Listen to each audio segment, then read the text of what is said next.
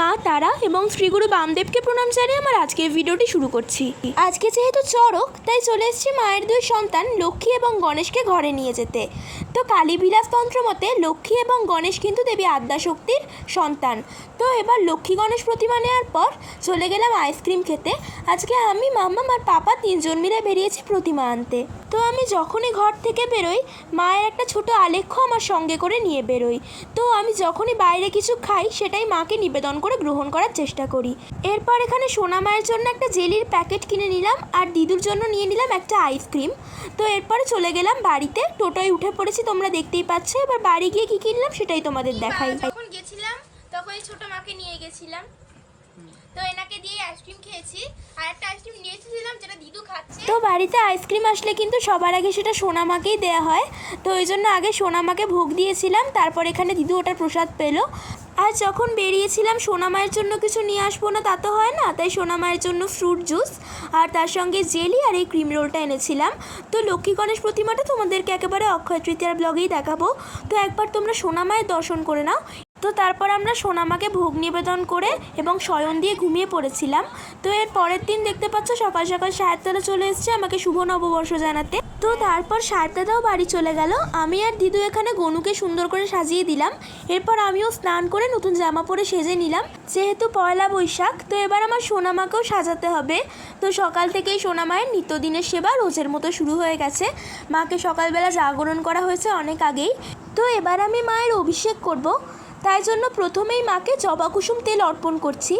মা তারা বা মা কালীর অত্যাধিক প্রিয় হচ্ছে এই জবা কুসুম তেল, তাই মাকে অভিষেক করাবার আগে মায়ের কেশে জবা কুসুম তেল অর্পণ করা আবশ্যক। জবা কুসুম তেল অর্পণ করার পর এখানে আমি মাকে গোলাপ জল দিয়ে অভিষেক করিয়ে দিলাম। তারপর আগে থেকে আমি যে কাঁচা দুধ এবং গঙ্গা জলটা প্রস্তুত করে রেখেছিলাম সেটা দিয়েও মাকে অভিষেক করিয়ে দিলাম। এরপর আমি মাকে শুদ্ধ জল দিয়ে স্নান করিয়ে গতকাল যেই নতুন বস্ত্রটি মায়ের জন্য নিয়ে এসেছিলাম সেই বস্ত্রটিও মাকে পরিয়ে দিলাম। তো এরপর আমি মাকে সুন্দর করে সাজিয়ে দিলাম। আজকে মাকে একটা নতুন কানের দুলও পরিয়েছি। আর তোমরা লক্ষ্য করলে বুঝতে পারবে সোনা মায়ের পাশে ছোট্ট গোপাল রয়েছে। তো এই গোপালের নাম হচ্ছে ছোটু মাস্টার, তোকে আমরা এই বলেই ডাকি। আর আজকে সোনা মায়ের মধ্যাহ্নর ভোগে ছিল মিষ্টি দই আর মতিচুর লাড্ডু। তো তারপর এখানে বসে গেলাম লাঞ্চ করতে। আজকে মাম্মাম লাঞ্চে বানিয়েছিল বিরিয়ানি, তো সেটাই খেয়ে নিলাম। এবার আমরা যাচ্ছি সুদীপ মামার দোকানে, আমি আর পাপা। কেন যাচ্ছি বাবা? আইসক্রিম খেতে। নন্টু আইসক্রিম খাবে, নন্টু কি একটা নেবে, দুজনে চলে আসবে। হ্যাঁ বুঝতে পারলি? হ্যাঁ। আর ক্যালেন্ডার এখন না, ক্যালেন্ডার মাহাম গেলে আমি যাব না, আচ্ছা তুমি যাবে না। আমি এরপর বেরোবো তোদের নিয়ে, মানে পুচকুকে নিয়ে। তো সুদীপ মামার দোকানে কি ক্যালেন্ডার নিবি? ক্যালেন্ডার নিয়ে করবি কি? ক্যালেন্ডার নিয়ে দুধ দেখাবো। দুর্গা মা হলেও আমি খুব খুশি হব।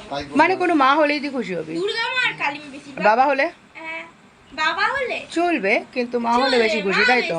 হ্যাঁ। আচ্ছা দেখা যাক তোর ভক্তির জোর কতটা। চলো বেরো তোমরা, আমি রেডি হচ্ছি, ঠিক আছে? চলো চলো চলো। তো তারপর এখানে আমি আর পাপা চলে এসেছি সুদীপ মামার দোকানে। দেখতে পাচ্ছ জায়গাটা কি সুন্দর করে সাজানো হয়েছে। এরপর এখানে আইসক্রিমও নিয়ে নিলাম। তো আইসক্রিম নিয়ে এরপর বাড়ি চলে গেলাম। আর ফার্স্টেই বলেছিলাম আমাদের বাড়িতে যাই আসে সবার আগে আমার সোনামাকে নিবেদন করা হয়। তো এখানে সোনামাকেও আইসক্রিম দিলাম। তো সোনামাকে তো দেখে মনে হচ্ছে আইসক্রিম খেয়ে খুব খুশি হয়েছে। এরপর এখানে আমিও আইসক্রিম খাচ্ছি মাকে নিবেদন করার পর। আর মাম্মাম আর দিদুর জন্যও আইসক্রিম এনেছি। তো পাশে মাম্মাম আর দিদুও আইসক্রিম খাচ্ছে। তো মাম্মাম যেহেতু ভিডিও তুলছিল তাই মাম্মামকে আর ক্যামেরায় দেখানো হয়নি। তো মাম্মাম সেই সময় যদিও ভিডিও তুলতেও চায়নি মাম্মামের। তো আর এখানে দেখতে পাচ্ছ দিদুও বসে বসে আইসক্রিম খাচ্ছে। তো এরপর ওপাশে পাপাকেও আমরা বললাম আইসক্রিম খেতে, তো পাপা কিছুতেই খেতে চাইছিল না। ওই জন্য ফার্স্টে মাম্মাম একটু খাওয়ালো, তারপর আমি বললাম আমার থেকেও একটু খাওয়া বলে পাপা আমার থেকে একটু খেলো, কিছুতেই খেতে চাইছিল না। তো আজকে যেহেতু নববর্ষ তাই আমার ইচ্ছা করেছিল মাকে লাড্ডু দেবো। তো ওই জন্য মামামকে বলেছিলাম আর মাম এখানে লাড্ডু এনে দিয়েছে। তো এবার এইগুলো থালায় সাজিয়ে নিলাম। তো থালায় সাজাবার সময় দেখি এর ওপর কাজু কিশমিশ দেওয়া নেই। তো আমার মায়ের একটা আলাদা কৌটোতে কাজু কিশমিশ রাখা ছিল, সেগুলোর ওপর দিয়ে দিলাম। আর এখানে মায়ের জন্য বালুশাই, খাস্তা কচুরি আর পান্তুয়া আনা হয়েছিল, সেটাও সাজিয়ে দিলাম একটা প্লেটে। এরপর মাকে যেটা রাত্রিকালীন ভোগ এটা দিয়ে নিবেদন করে দিলাম। তো মাকে ভোগ নিবেদন করার পর এবার আমি চলে গেলাম ডিনার করতে। তো আজকে যেহেতু পয়লা বৈশাখ তাই আজকে ডিনারে ছিল লুচি, আলু ভাজা, মাটন আর লাড্ডু। তো এরপর আমার ডিনার হয়ে যাওয়ার পর আমি মাকেও শয়ন দিয়ে দিচ্ছি। তো মায়ের একটা ছোট্ট খাট আছে, তো ওখানে মায়ের বালিশ, বিছানা ইত্যাদি সব দেয়া আছে, তো ওখানেই মাকে রোজ শয়ন দিই। তো আজকেও তাই শয়ন দিয়ে দিলাম, মাকে শয়ন দিয়ে আমরাও সবাই ঘুমিয়ে পড়লাম। তো বন্ধুরা, আমি আমার ব্লগটা এখানেই শেষ করছি, আবার দেখাবে পরের ভিডিওতে। জয় বাম, জয় তারা।